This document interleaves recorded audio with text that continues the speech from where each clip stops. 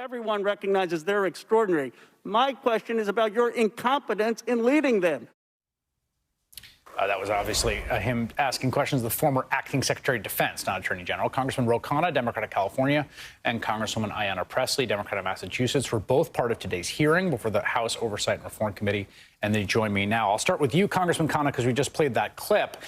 Do you feel like you got a fuller sense? Did you learn new information from Christopher Miller? No, I think what was shocking is no self-awareness, the arrogance of power, no humility, no accountability. And it's scary that people like that really were in charge of the most powerful military in the world. And then to learn, I guess, the revelation that Donald Trump is more concerned with those who are going to storm the Capitol. They're not demonstrators. They're not protesters. These are insurrectionists. And the question is, who did he think was a threat to them? I mean, was he concerned that the Capitol Police would protect people? I mean, what was the threat to these insurrectionists other than if they were going to do illegal things and try to kill police officers? The sort of point about how they prepare for protests in different directions, which is one of the things you cannot escape about that day, Congresswoman Pressley, you brought that up in the hearing because, I mean, I've covered protests in Capitol Hill, and there's like usually quite a show of force, even very peaceful protests, right? So I want to play this exchange and then get your reaction to it when you're going back and forth with the former acting Attorney General Jeffrey Rosen on this question. Mr. Rosen, do you agree, based on your observation and your expertise, that the DOJ acted differently in preparation for the January 6th attack than it did during the summer of 2020? Just a yes or no.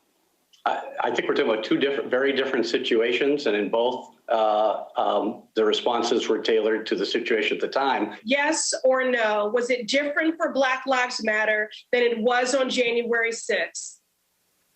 I think we're talking about very different situations. Okay, reclaiming my time.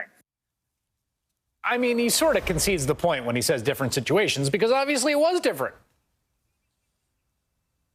Well, I'll tell you what was in common here was white supremacy was the primary driver in our government's violent response to the peaceful Black Lives Matter protest, as well as white supremacy was the primary driver of their inaction in the face of the deadly insurrection of the January 6th attack. And it just couldn't be more plain, Chris. The coalition of largely Black and brown activists protesting against state violence and systemic racial injustice were demonized, traumatized, brutalized. They were met with tear gas and rubber bullets, and multiple militarized federal agencies were engaged in this response. But when it came to white supremacists seeking to interrupt the peaceful transfer of power, a violent mob wearing T-shirts that said Camp Auschwitz, brandishing Confederate flags, erecting a noose on the west lawn of the Capitol, calling United States Capitol police officers that are Black Americans the N-word over and over again, causing injury, trauma, loss of life. The federal response was delayed, inefficient, and insufficient. And so we have got to confront white supremacy, root it out, and that begins with accountability. And of course, they are running from that. They are delusional enablers. One of our colleagues today even said that what happened was no different than tourists touring the Capitol, milling about. Yeah. I actually want to play, I'm glad you brought that up, because one of the most, I mean, there's sort of the revelation from Miller about this conversation on January 3rd. There's Rosen's sort of dodginess about all this. But your colleagues' response was really unnerving to watch them essentially try to, retcon what we all saw in front of our eyes. I'm going to play a little bit of some of the things they said about what happened and get both your reactions. Take a listen. Let's be honest with the American people. It was not an insurrection, and we cannot call it that and be truthful. Madam Chairwoman, my constituents demand answers, but the truth is being censored and covered up. As a result, the DOJ is harassing peaceful patriots across the country. I don't know who did a poll that is Trump supporters. Our Democratic colleagues and their friends in the mainstream media are quite fond of labeling January 6th as an insurrection or even a rebellion. But are those descriptions accurate, or are they hyperbolic? Congressman Khanna, you think they're hyperbolic? Of course not. And I think Representative Presley makes a very important point.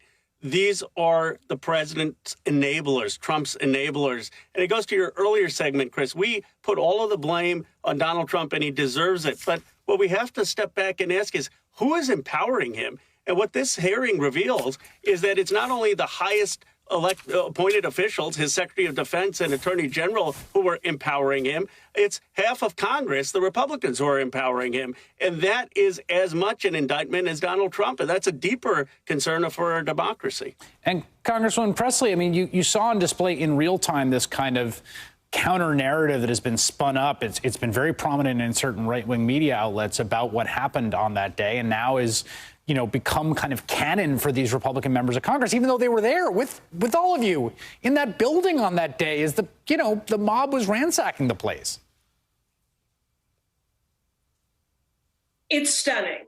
And the fact that these members of Congress, one, perpetuated this big lie, support and enable this attempted coup, and the perpetuating of that big lie continues and has become foundational to what we see happening in states throughout the country who seek actively to actually suppress the vote. Yeah.